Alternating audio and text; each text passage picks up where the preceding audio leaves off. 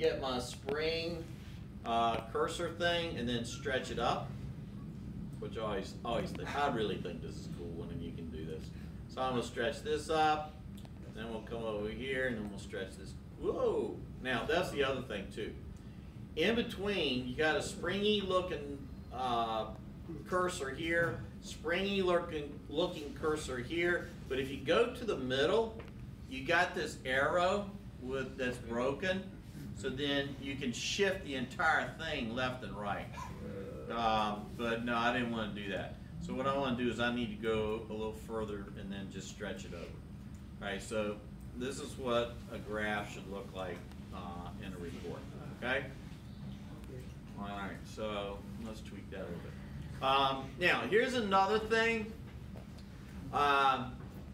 You know you're not supposed to do it, but if for some reason it's doing it and you're not sure why, inside graph options, you got this thing called connect the points. So if I check that, yeah, it plays connect the dots. Now, I love that game. Yeah, so in high school we don't play that game. So make sure you don't turn in a graph that's got connect the dots. Also, there's these things called point protectors. What happened? Hit cancel. I did. All right, so there's this other thing, and I've never understood this. But you see these circles around the data points? Those are called our point protectors, and I'm not really sure who they're being protected from.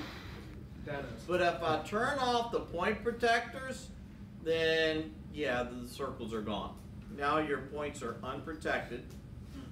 I'm not sure what they could be exposed to, but could be dangerous. I think it's so that you can see where your points are after you plot the graph. Maybe. Now here's another thing.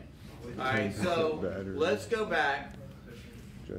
If I double click up at the top, and then I've got some options here. Remember where I can pick the color for the data?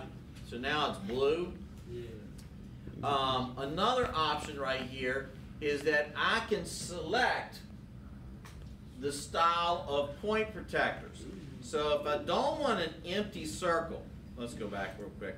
Let's turn our point protectors back on. Point protectors are on. See how I got these little circles? What I can do is if I double click at the top of the column, instead of my point protector being an empty circle, I can now make it a filled circle. So now I have really big points that look like they don't have protectors. But they do. Okay, but yeah, so.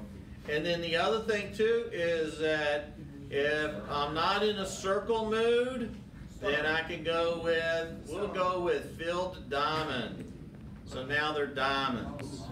So you can change the shape of the data points as well. Now, when you do your lab, I would imagine that you would want to plot all your data onto one graph, right? So the way this works, and this is important, what I want to do is add another row here so I can put my data in. If I go up to the top, I can select new data set, but the problem is I'm going to get a new set of data that duplicates what's already there. So see data set 1, data set 2. Now the really nice thing about this, by the way, is I can even double click on the word data set. And I can say, oh, this is trial 1. And then I can double click up here and say, this is trial 2. So you can now label all of that to keep track of what's happening in your data table. But we do not want this data set. So let's see, data, delete data set. I do not want trial 2, so I'm going to make that go away.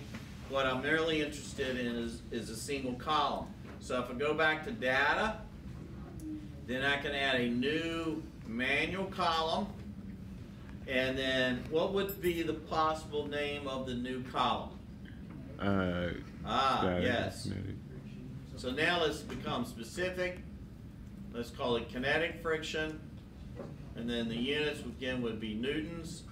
And then when I click done, okay, so now I have a new column. Notice it says column C. Don't know why I did that. Let's go back. Kinetic friction, that's, oh, so it's giving me the shortened name. So here's what we would do for a shorter name. F, and let's do subscript. Can I do any letters? No. So I would probably just do FK. All right.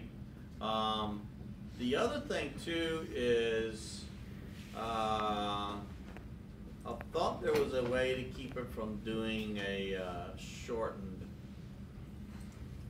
So this is F sub K. This one could be static, but I thought there was a way to keep it from. I'm pretty sure you just don't put in the short name, then it puts it in. Yeah. Yeah, you still leave the short name. Because it has X for newtons too. Say that again. Look at the. Oh, the this black right here? If you just take out the shortened name, like delete the. Oh, delete that? Yeah. Oh, okay, thanks. Very good. What is this way if the column is wide enough? Now, if you want to, let's do that.